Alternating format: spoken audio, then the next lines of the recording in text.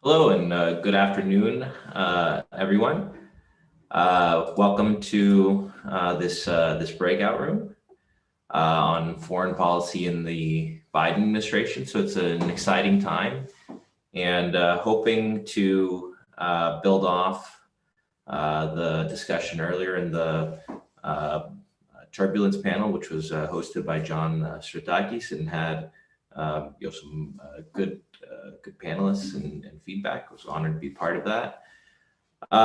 So wanted to open it up to discussion. If there's any particular topics that folks want to discuss, feel free to send a message, or there's a raise hand feature. But looking forward to the discussion. While folks think of questions or topics to discuss, I'll throw one out there. As the new administration here in the U.S. gets gearing up, what do you think? What does the group here think that the biggest challenges that the shipping industry will face from policy in the Biden administration? And we want to see if anyone in the room has any thoughts on that.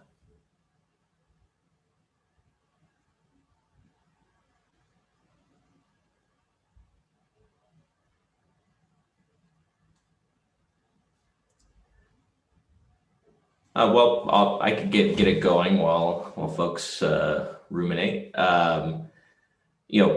Probably the biggest challenge in the previous administration that we saw had to do with sanctions. This was touched on a bit by some of the folks in the panel earlier today. We heard from Kathy about the challenges related to sanctions, having to pivot at a moment's notice to wind up contracts in places like Venezuela. So that's one challenge that in some ways has been there for a while for the shipping industry, but certainly had I guess you could say an acceleration in the past 4 years. I think it'll be interesting to see what happens in the next 4 years, as far as sanctions and what gets rolled back, what doesn't, what the pace will be. I think from what's sort of publicly available, we're expecting a more deliberate pace, a bit slower than what was done in the previous 4 years. But time will tell, and I think it will be incumbent on on companies to be nimble and to be able to to pivot as needed to adjust to changing regulatory realities.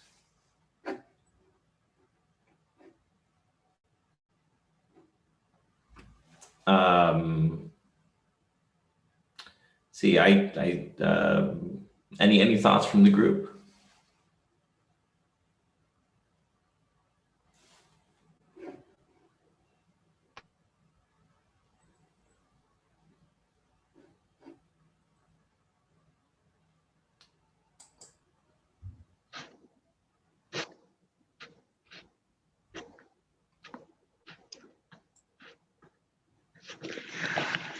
Hi, Stefanos. Hi, George. How are you? Okay, how are you? Doing great. On the sanctions front, I mean, we always talk about Iran because that seems to be the hottest target from U.S. sanctions policy over the last several years, especially since the withdrawal from the JCPOA. But how do you see the Cuban dimension fitting into all this, given that the Obama administration had opened up doors with Cuba much more than any previous presidency. And then, of course, that ended up getting reversed during the next administration. How do you see that coming into the mix?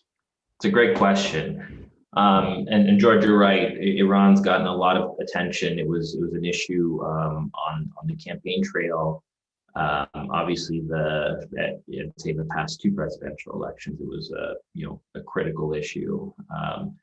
And then, of course, the previous administration withdrew the U.S. from the JCPOA, and since then it's become more difficult to rejoin based on sunsetting provisions, as well as different regulatory changes, as well as Iran's own behavior.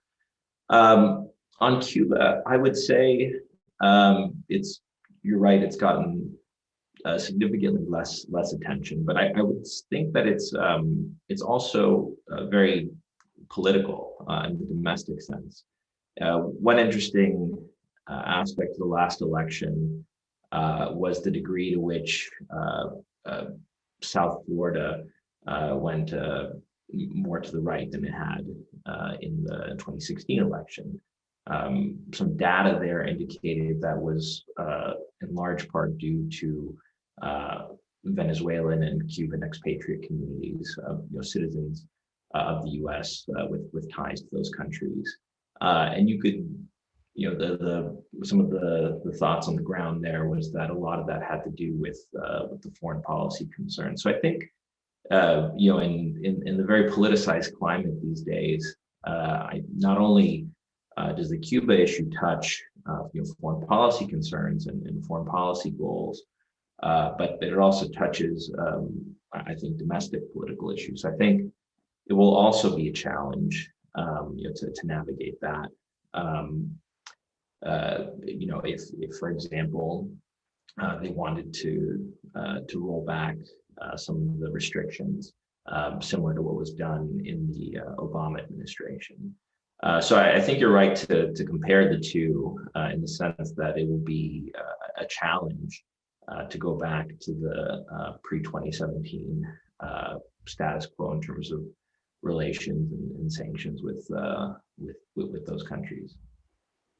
And following through on the thought, the connection between Cuba and Venezuela, I think, gives it an extra layer of difficulty. If it was a standalone policy just dealing with Cuba, then it might be something that the Biden administration could compartmentalize, treat Iran one way and then deal with Cuba a different way. But there seems to be this cooperation between Cuba, Venezuela, Iran, in terms of shipments trying to make their way to Venezuela. Yeah. And I definitely think that that's something that keeps Cuba in the crosshairs from a sanctions perspective.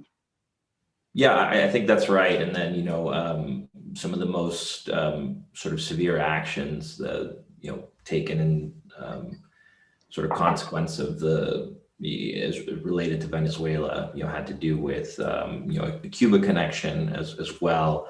And then, of course, we've all seen the shipments with the masked AIS and other things, between Iran and Venezuela. So, it just shows it's a little bit like a game of whack-a-mole in the sense that, dealing with these foreign policy concerns, they're interrelated.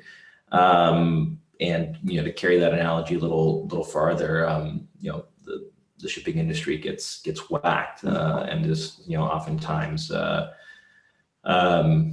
intended or unintended byproduct of the foreign policy goals. So we certainly saw that the past 4 years, and even the previous 8 years before that in the previous administration.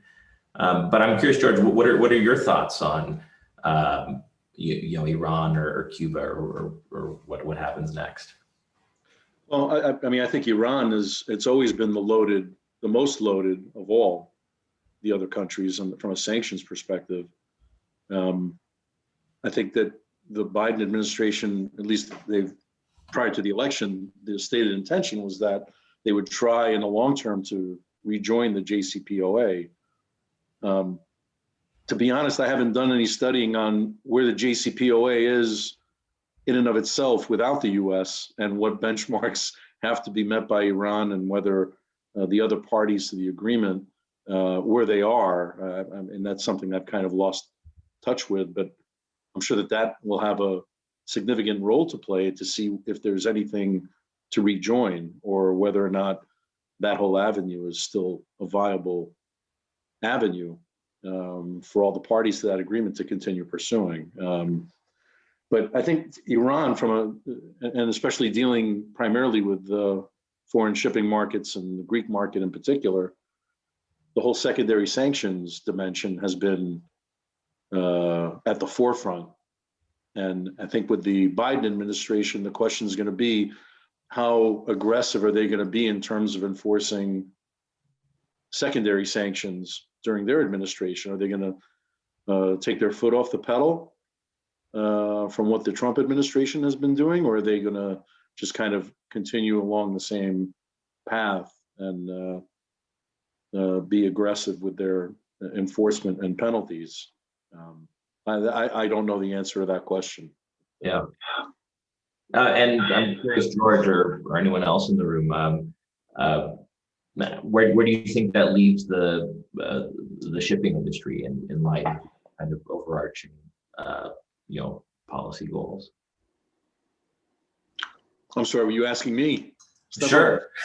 I give my thoughts too, or if anybody else wants to jump in, but you seem to be a good. No, I'm happy to leave that for someone else to answer. I've done enough talking. But, sure. Yeah. There you go. Anyone else in the room have any thoughts? Well, I mean, I think it goes back to the past few years. I think there's been a trend towards over-compliance, I guess you would call it, in the sense that nobody wants to go near anything that is, close to the line. And I think a lot of this is, not just about the secondary sanctions that you referred to, George, but it also has to do with, dealing with banks, with counterparties, with charters. In terms of owners, we've seen situations where specific vessels are not subject to sanctions, and where charters will refuse to take them because then they have to deal with their suppliers and with banks and with others. So I think it'll be interesting to see where this trend takes us. I mean, you could see that a trend towards overcompliance has negative foreign policy consequences for the U.S. in the sense that all this is really predicated on the use of the dollar in foreign trade. It's the real tie, I would say. With the exception of the secondary sanctions, which can directly impact shipping companies. But I think the big fear and for a lot of folks is getting payments stopped by banks, or causing a bank or other U.S. person in a dollar transaction to inadvertently violate sanctions, and that's where things can get very bad very quickly. So it's a completely logical reaction to over comply. I think the larger question that folks in the administration, folks in trade will have to deal with is this good for the U.S.? Is this good for shipping and trade policy? At the point where where we're encouraging people to do what Venezuela tried to do with instituting cryptocurrency, or trying to circumvent sanctions by using euros or other currency. It's not clear to me that that's entirely in the U.S.'s interest. But that's a government level decision, and the shipping community can only do what it can do to try to comply, and also try to be profitable and continue to trade.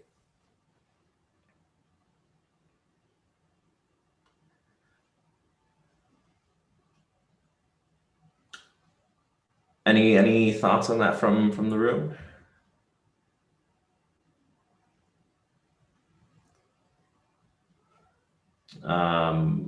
Well, I'll go through a couple other things I had on my list, but if John Stratakis, or if anyone else from the panel earlier have any thoughts, please feel free to jump in at any time. One thing, another area that will be interesting to see for this administration is its policy in the Eastern Mediterranean, especially dealing with I'd say a renewed dispute in the Eastern Mediterranean between Greece, Turkey, and Cyprus. Tensions heated up certainly over the summer. My own take is that this can have certainly repercussions for the shipping industry for a number of reasons. If you look at Greece, Turkey, and Cyprus, that's sort of the home base for a very large percentage of the shipping community between those three countries.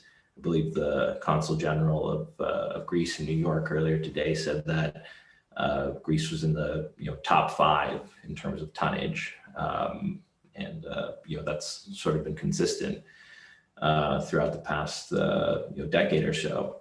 So that's something that could impact the headquarters of a lot of these companies.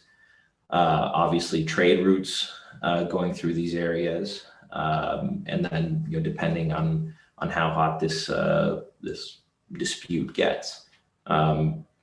Personally, I don't think there's too much of a reason for it to get much hotter, but logic doesn't always prevail in these situations. And similar to our conversation on the U.S., I think there's domestic policy concerns in each country that they have to navigate it. But as far as the new presidency, I think there's some interesting data there. I think it's fair to say that in the previous administration there was a pretty unique relationship between President Erdogan and President Trump.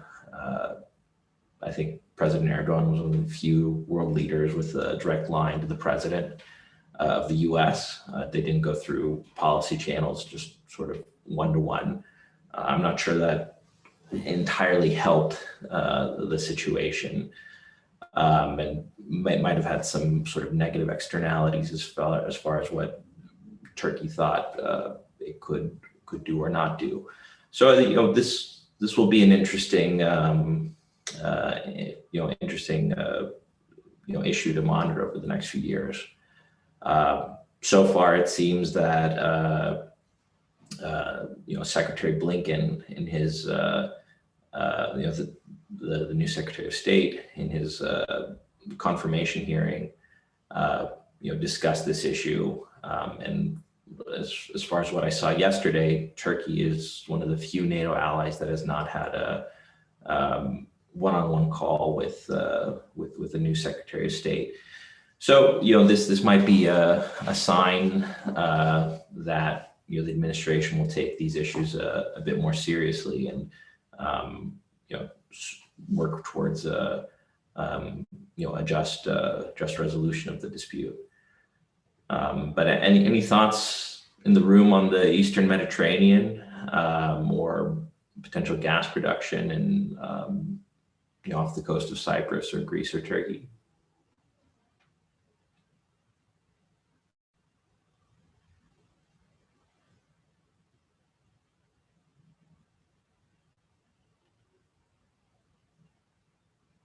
Okay, well, I will continue to share a couple thoughts. Another area is energy production and transportation. In the next breakout room, they're discussing some of that, and I think that's another issue that that we could talk about here. As far as the U.S. and energy policy, it'll be interesting to see what the Biden administration does. They've re-entered the Paris Climate Accords, as John and others discussed on our panel earlier. Marcos Roulakis, who is a great addition to the panel, talked about some of the significance of that. And I think this will have ramifications for energy. One key area for the U.S. will be crude and LNG export. LNG in particular, given the nature of the product, it's very export dependent. It's very difficult to store, costly to store. So it will be interesting to see what the administration does to promote its export or domestic use. Another big move from the early days of the administration was actions against the Keystone Pipeline, which has various environmental consequences and lots of feelings on both sides of the aisle. But as far as the shipping community, potentially a net benefit of the lack of a pipeline is that it requires crude and other energy to be moved on ships. So it reemphasizes the stability that shipping brings to the market, the flexibility in terms of taking it from port to port. Seems to be less politically controversial these days than pipelines, which have attracted a lot of attention. Another very important area for the administration will be offshore wind. I think one of the panelists earlier mentioned that the previous administration was certainly not enamored of offshore wind.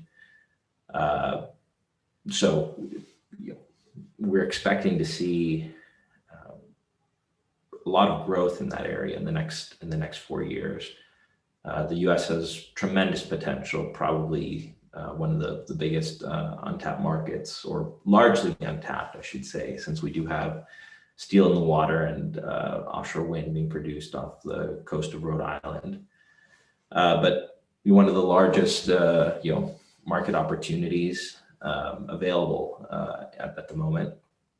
And from a policy perspective, this fits very much in with the administration's priorities for clean energy, for reducing climate targets, and at the same time producing U.S. jobs, and not just for the U.S., but also employing vessels, both U.S. From the Jones Act fleet, and in cooperation with the offshore construction fleet, which is largely out of Scandinavia and the Low Countries, Belgium, and the Netherlands, other places.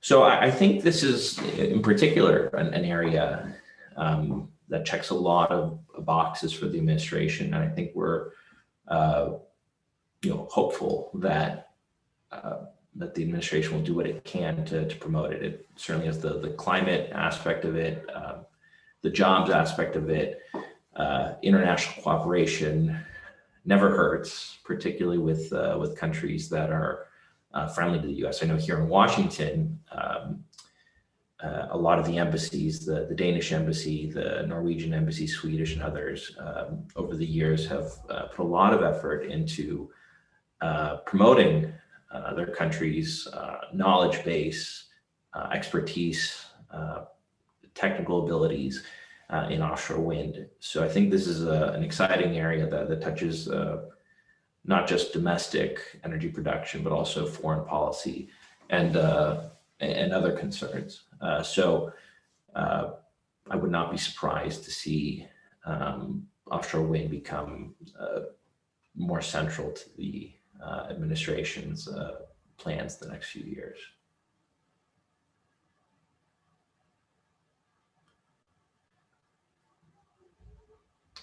Any thoughts from the room? Any questions?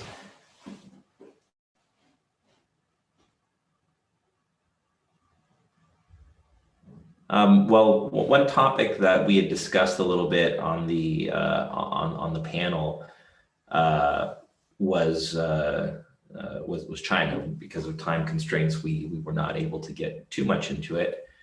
But obviously, I think it was Marcos that they used the term strategic competitor for the U.S. So, it's probably the biggest relationship that the Biden administration will tackle. Obviously, a key market for shipping. And I think it's been pretty clear the past few years, from what I've read and heard from friends and clients, that with the U.S. and China being sometimes at loggerheads, that it's not beneficial for the shipping industry. I think it's probably an understatement. But in any case, repairing that relationship, or not, I guess it's sort of in both hands.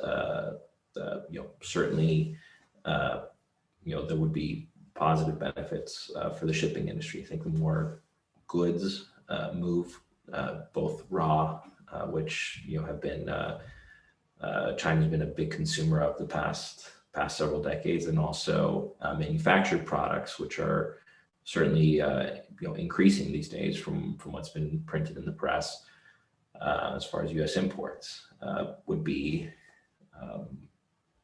beneficial for the shipping industry to be moving products on both ends of it.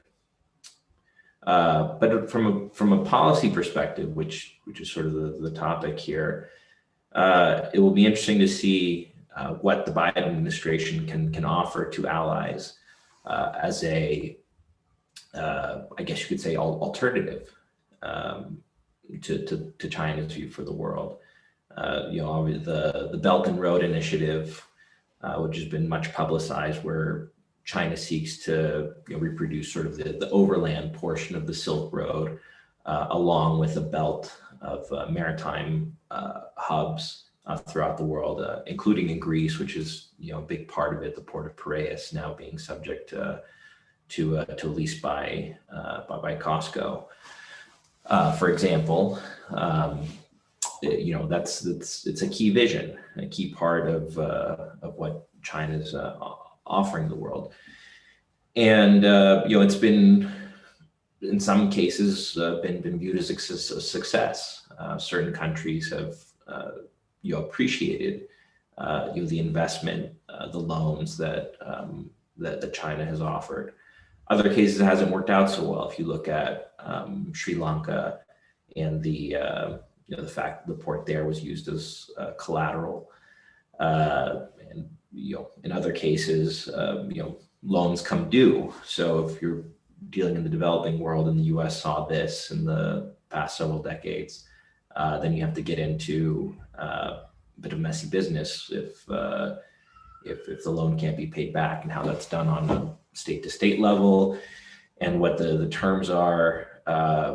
It can offer not necessarily the best return on investment for China, and it can also make the terms seem onerous for countries where China is looking to invest. But the question is, what is the U.S. offering in alternative to that, in terms of its strategic partners and countries throughout the world, particularly in Africa, where we've seen a lot of Chinese investment, where we have a very young population that will, a growing market, both in terms of commodities and for manufactured products. So that will be interesting to see. And I think it's something that the Biden administration will have to take head on, not just, that is to say, its direct relationship with China, but also the externalities of that, as far as how it deals with countries where it has perhaps strategic competition with China, or has either mutual or antagonistic interests. So it'll be interesting to see how the shipping community manages that over the next 4 years. Any thoughts on shipping in China from the group today?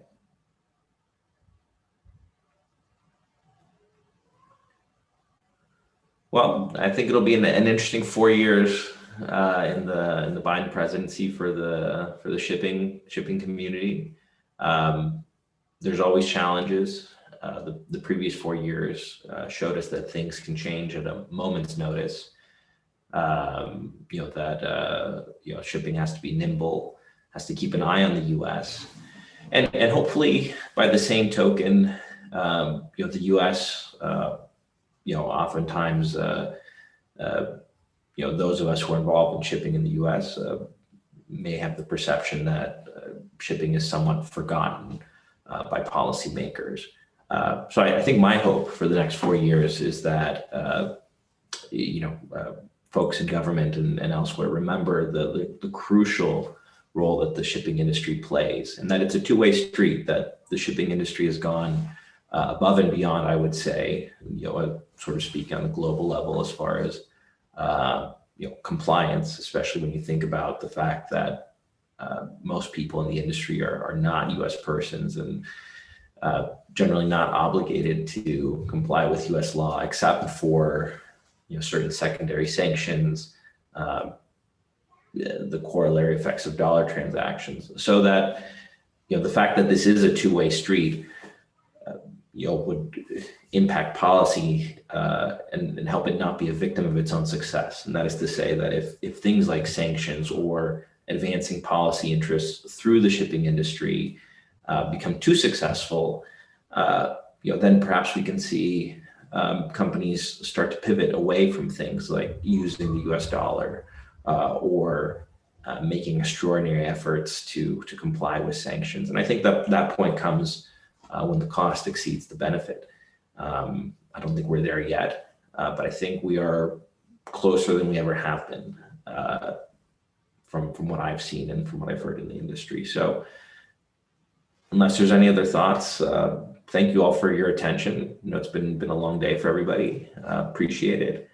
And, please feel free to be in touch with any thoughts, comments, or questions in the future.